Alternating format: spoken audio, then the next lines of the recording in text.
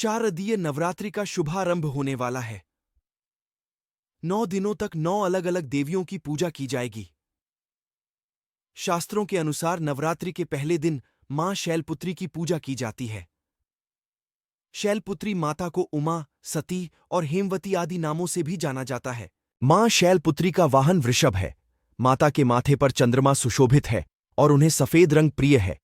इसलिए मां शैलपुत्री की पूजा में उन्हें सफेद रंग के ही वस्त्र, पुष्प, गाय का घी और मिठाई अर्पित करें। मान्यता है कि विधिवत मां शैलपुत्री की पूजा से जीवन में शांति और सुख समृद्धि का वास होता है।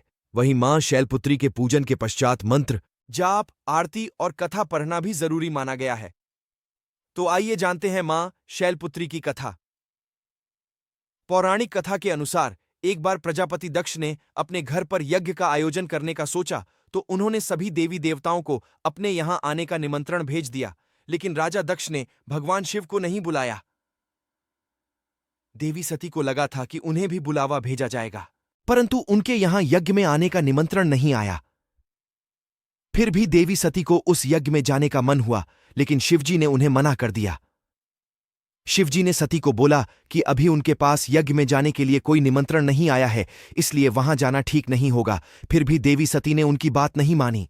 बार बार यज्ञ में जाने का आग्रह करने के कारण भगवान शिव ने उन्हें जाने की अनुमति दे दी।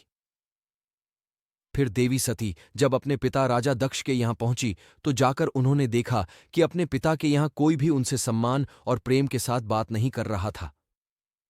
वहीं देवी सती की अन्य बहनें भी उनका तथा शिवजी का मजाक उड़ा रही थीं।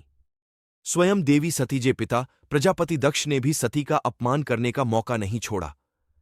इस प्रकार वहां मौजूद सभी लोग सती के साथ रूखा व्यवहार कर रहे थे, लेकिन जब सती जी की माता ने अपनी बेटी को देखा तो प्यार से गले लगा लिया। परंतु अन्य सभी का ऐसा व्यवहार देखकर सती बहुत ही दुखी हो गईं। तब अपना और अपने पति शिवजी का अपमान उनसे सहन न हुआ। इसके बाद इस अपमान से अत्यंत दुखी होकर सती ने उसी समय वहां यज्ञ की अग्नि में कूदकर स्वयं के प्राण त्याग दिए। जैसे ही भगवान भोलेनाथ को इस बात की जानकारी हुई तो वे भी बहुत दुखी हो गए। इसके बाद दुखी भगवान शिव क्रोध से आगा बबूला होते हुए राजा दक्ष के यहां गए और तुरंत यज्ञ को ध्वस्त कर दिया। मान्यता है कि इसी सती ने फिर हिमालय की पुत्री शैलपुत्री के रूप में जन्म लिया। आज की ये वीडियो आपको कैसी लगी कमेंट में जरूर बताइएगा और ऐसी ही रोचक कथाओं को जानने के लिए आज ही सब्सक्राइब करें